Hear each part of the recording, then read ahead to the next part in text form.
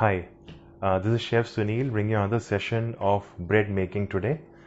So, breads are an important part of our life. In fact, for a chef, they are the main lifeline in the kitchen. We use bread everywhere, starting from the starters, going on to the dessert. So, even a basic thing like a sponge that we normally consume is somewhere or the other using the flour in the making.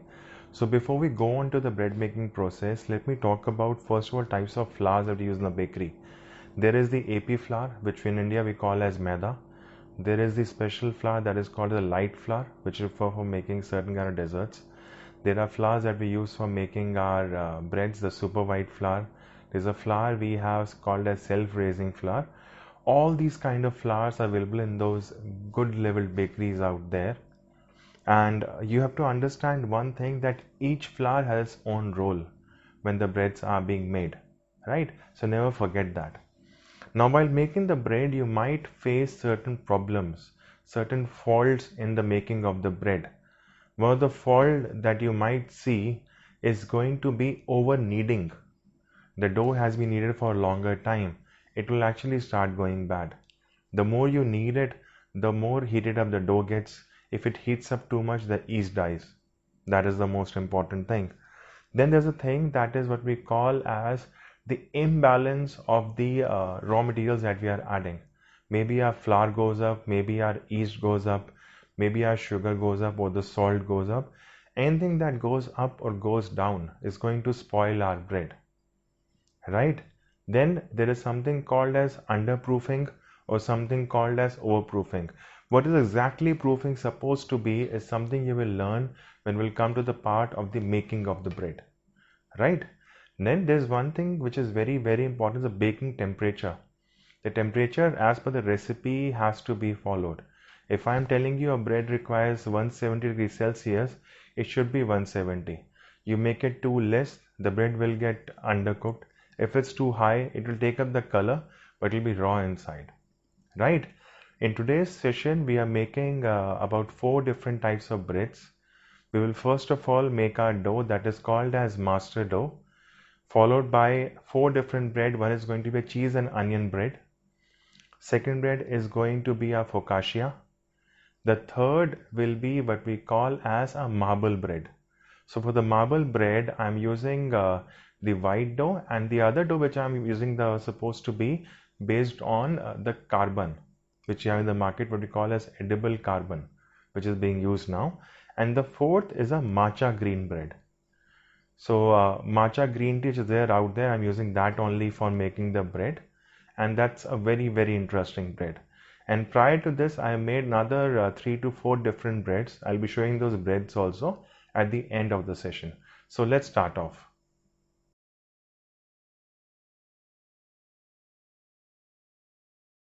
So let's start off with the process of the bread making. The first step that we are doing is called as measuring or scaling. Scaling or measuring means quantifying our products that we are using. So I have got flour, I've got sugar, yeast, salt, oil and warm water.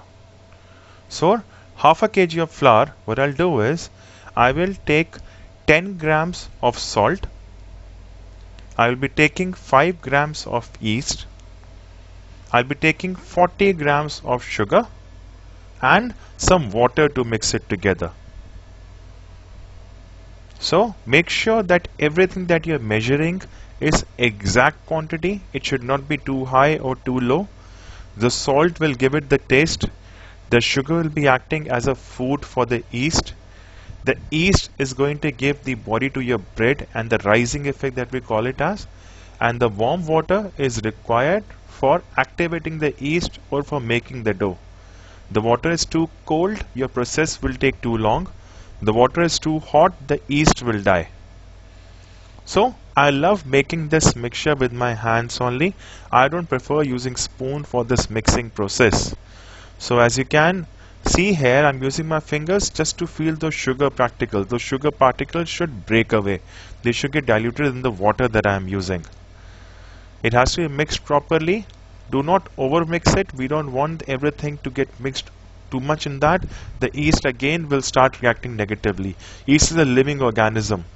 So you treat it with respect, you try to give it that kind of warmth, but not too much of heat. Right? Once this is done, I will keep it aside. I'll remove every other tool from my table as much as I can, and I'll remove this flour from the container and I'll put it onto the main table. Guys, this table is a stone table which is perfect for making the dough. I'll remove all those glass or ceramic bowls as much as I can. I'll make a well in the center of my flour, and this yeast, sugar, salt and warm water mixture will be going in the center. This well in the center makes my kneading process a lot more easier. Let me just quickly remove this glass bowl also once. The working should become much easier for me.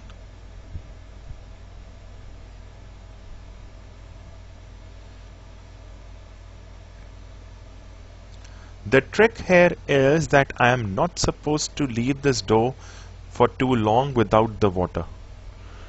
So when you're making this dough, do not add water too fast or do not add the water too slow. If you add the water too fast, what will happen is it will become all gooey, it will become all sticky. Sticky dough is always good because you actually see the gluten forming, but too much of sticky dough is not right. It will actually result in a process called as over kneading.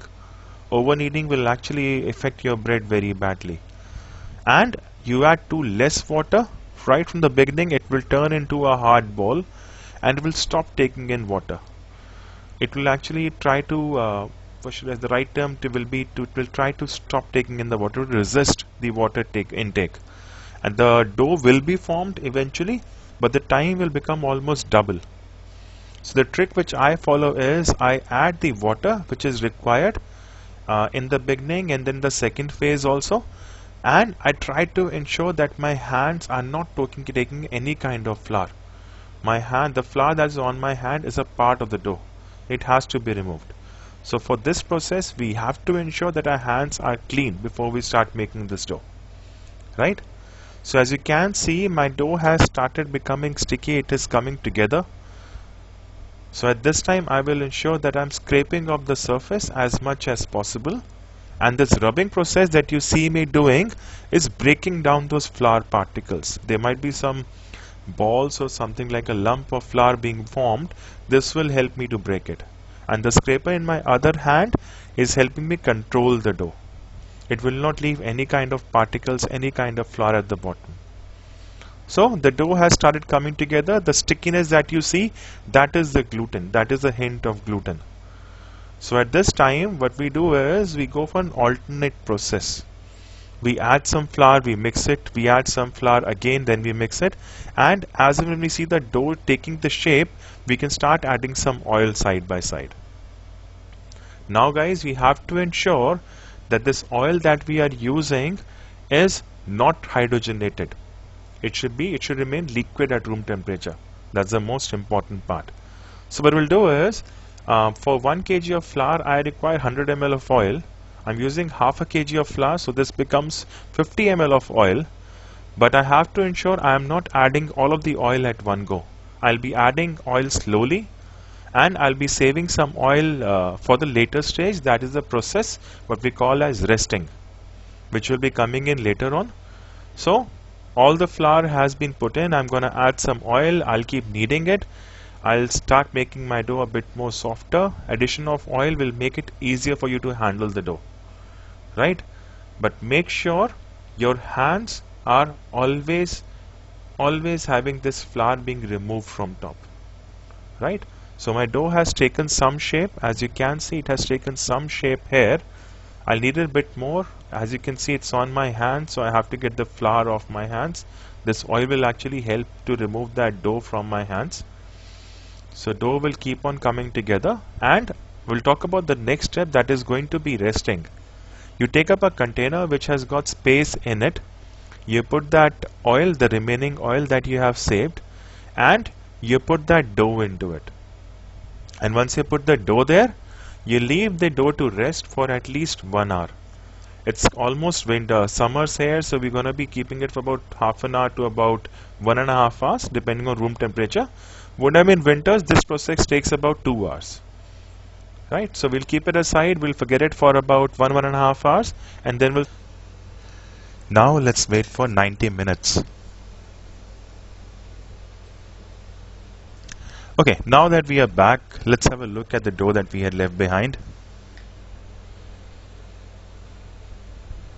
Here's our lovely dough. As you can see, it has become double the size. That means the yeast has been active, it has been bringing in the air, it has bubbled up, the CO2 has been developing up. Now we go for the next step, that is called as knocking back. Knocking back means taking the air out of the dough. Now why do we do that? Knocking back ensures that our dough is ready for the next step, that is giving the shape, what we called as molding. So gently you press the dough, gently get the air out. Do not forget, once again, it's a living organism, the yeast, so treat it with care. Let's make our first bread. That is going to be a cheese and onion bread. I'm taking a ring mold for the same purpose.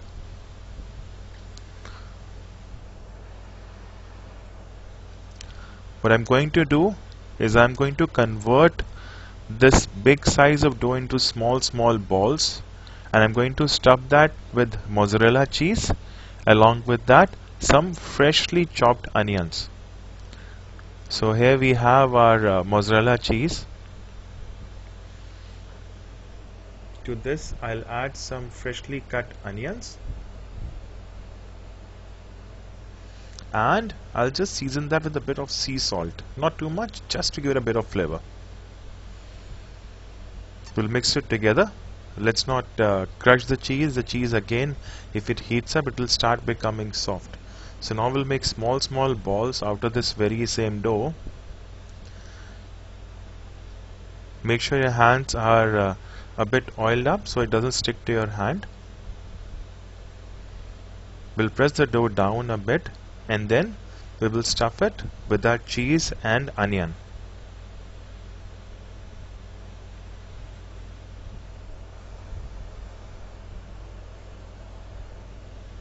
Once the stuffing is done, we'll roll it up, we'll try to make a proper ball out of it, and this goes inside our mold. This mold can hold up to about 5 to 6 of these pieces, and when they come out, they look beautiful. My best option, I'll say, for this kind of filling is actually the pizza sauce combined with some cheese and onions, some bell peppers. They work out very well. At my home, I'll say my wife loves the sausages being stuffed inside this.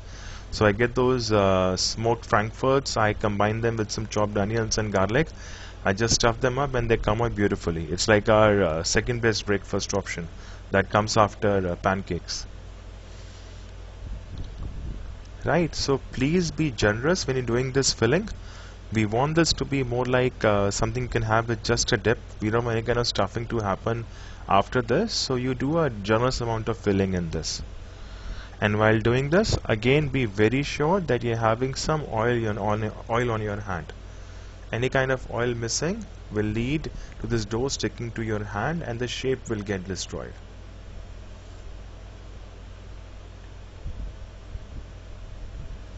I have used this very same mold for making other bread couple of hours back. That is a multi-grain bread, and I'll be showing that to you right at the end of this complete video when we'll take out the breads out of the oven.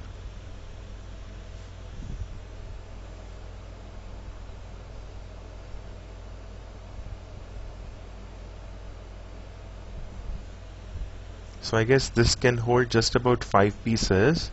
I'm going to garnish it with some more cheese and some more onions. They look nice when they get cooked in the oven. The onions get caramelized, the cheese takes them from brown color. That comes out very well. So you're going to leave this for the next step, that is called as the second resting, what we call as proofing. So get this table clear and let's move on to our next bread.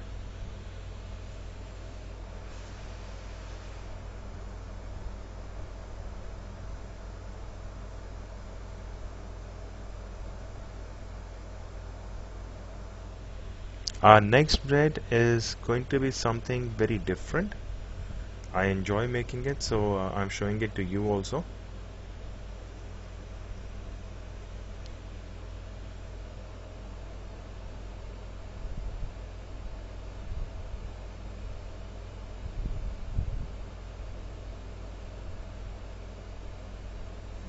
So I'm gonna leave the guesswork to you. You can guess for a while which bread am I making. I'll tell you right at the end when I'm done making this bread here. So you're gonna take the dough, we're gonna flatten it out in a pan, then we're gonna top it up with some fresh olive oil, some sea salt, and some oregano, dried oregano. If you haven't guessed it till now, it is supposed to be focaccia. A lot of you call it focaccia. It is not focaccia, it's supposed to be focaccia. You can always add few more things. You can add some fresh tomatoes, you can add some paprika or olives, totally up to you. Right? We'll go on to the next bread. Now that bread is supposed to be based on something which is just come in the market quite recent. That's called as activated charcoal. This gives a nice dark color to our bread. We're going to make a marble bread out of it. What we'll do is we'll cut out 2 pieces of this dough from the main dough, and to this small quantity I'm going to add some activated charcoal. Now this charcoal is considered very healthy for the body. It can be used into shakes, can be used into teas, can be used as a face pack, is very much edible, so don't forget that part. And for somebody like me who has been losing hair, people have been telling me it works, so I'm going to try it probably in the night once I'm done with the breads and all. Your hands are going to get dirty while making this dough, but don't worry, this doesn't stay on your hand for too long. A basic wash with the soap takes it away. So I'm just going to knead it a bit. I'm going to ensure that whichever carbon I have used, I'm able to put it back into the bread. So I'll just rub it onto the stone once to get all the color there. I'm going to leave it aside for a few minutes till the time I clean my hands. Alright, so let's roll out the dough that we had, the white dough and the colored dough, the activated charcoal dough. We'll roll out this bread a bit, making sure it doesn't get stretched too much, because you're going to roll it up in another dough. I'm using my trusted rolling pin for this purpose.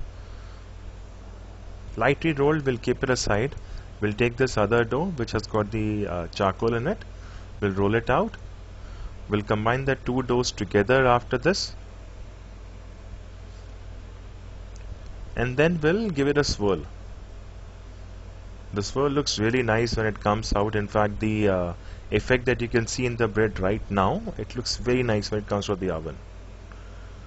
We'll give it a roll, and this will go inside our round mold. Will be kept there for at least another 1 hour to about 90 minutes.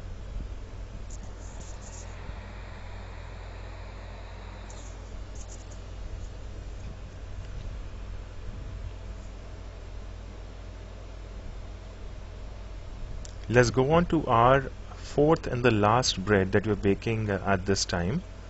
Why am I saying this time? Because I baked about 4 breads before this also, and had 2 for dinner. So I'll show you the pictures at least. So yeah, let's go on to our next bread. That's going to be based on something special. I'll say those people with a sweet tooth, they will love this. Rolling out the dough thin, but this time you have to ensure there's not too much of oil at the bottom. Otherwise this will keep on coming back to its original shape. So matcha green tea powder combined with white chocolate ganache has given us the paste on the picture on the left hand side. So this paste will be getting applied to our bread. This bread will have sweetness but not too much of it, so need not worry about it. It's a perfect thing for the breakfast. I've been making this with lots of combination peanut butter. I've used dark chocolate, I used white chocolate, I've used matcha green. I in fact have tried the original version, the basil pesto also. So you just replace the same thing with the pesto sauce and the rolling remains the same.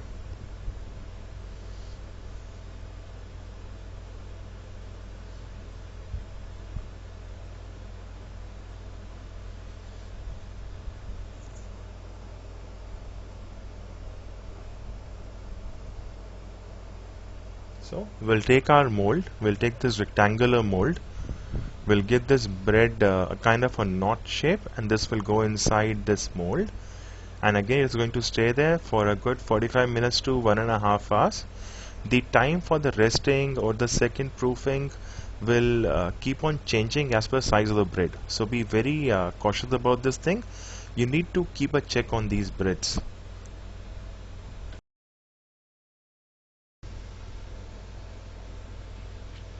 So our 90 minutes have passed. Look at these 5 beautiful breads that have come out after proofing. They were kept aside for 90 minutes and they have actually doubled up in size. So let's go at each bread one by one. The first one, our cheese and onion bread. The cheese is there, the onion is there, it's all looking beautiful on top. We're gonna put up some glaze. This glaze is a mixture of milk and some honey. I had a lot of people coming in and saying they want some veg options, so it's a veg option that we are making. We're gonna glaze it properly with some milk and some honey.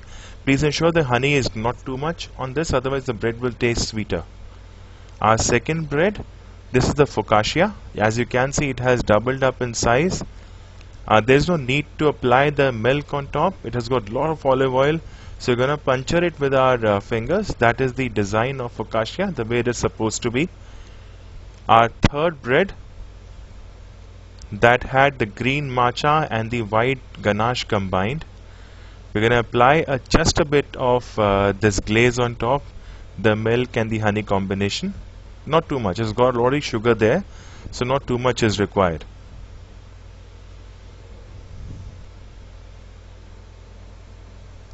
The next one, that is our activated charcoal bread, the marble bread. So we're doing something on top. We are taking our scissors and we are making insertions there. We're making cross cuttings there. So when it will bake, these cuttings will rise and they look very nice. So once this cutting is done, I'm going to take up the very same glaze. I'll apply the glaze on top, which will give it that shine, will give it the color. Please ensure that this glaze is not being applied too much on this bread, otherwise you will see milk floating on the sides. The brownish effect of the milk will be there on side. So let's not try to put in too much of milk there. And the last one, this you never saw being made before. This is our sesame bread, one of my personal favorite bread. I'm going to do something on top that is called as scorching. Scorching is cutting lines on top of the bread. Can be a line, can be a design, it's totally up to you. This allows the bread to expand. The sides of the bread will not crack, and in fact the scorching lines will actually rise up. So I'm going to make about 4 to 5 lines on top, and then again I'm going to apply this very same milk and honey combination, the glaze on top.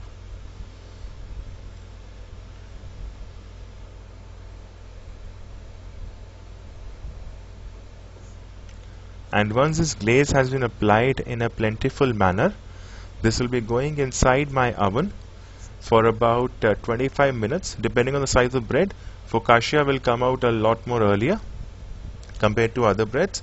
Others will take some time, so they'll be inside the oven for about 20-25 minutes depending upon the size. Temperature in a commercial oven is about 180, but this is a smaller oven, about 48 liter size, so this will take about 20 minutes inside.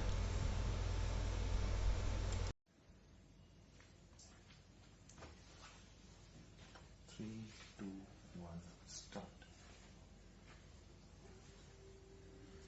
Look at this nicely proofed breads. So here we have our cheese and onion bread. You can see the cheese and onion. The size has become double. We'll apply some milk and honey combined together. We're keeping it veg. You got lots of requests of something to be made completely in veg. So we're going to apply this on top.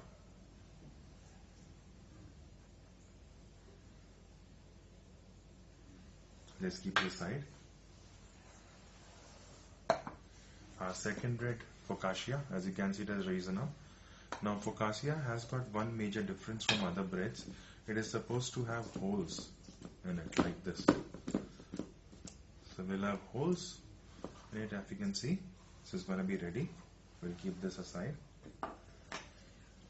Next is our bread that has got this, which I've forgotten what exactly it's supposed to be. So some more of egg wash or milk wash, whichever is suitable to you.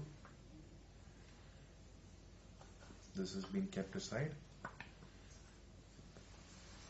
The marble bread, what we'll do with this is, we'll take our scissors, we'll do cuttings in this.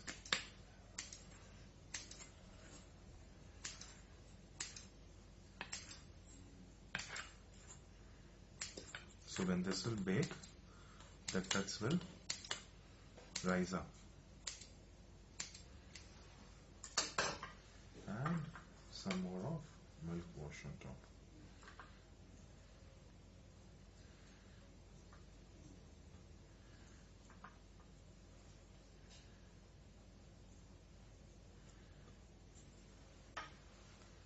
And our last bread, that's supposed to be a sesame bread. What we'll do for this is,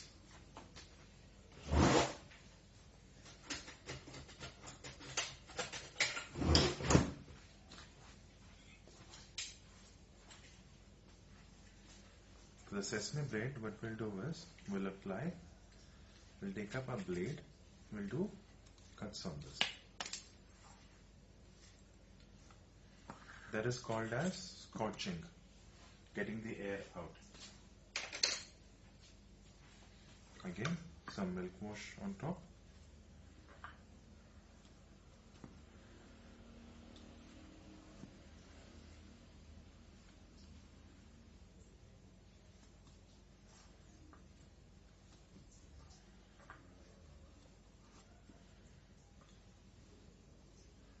And this all will go inside the oven for a given time of about 25 to about 35 minutes at about 170 to about 180 degrees Celsius.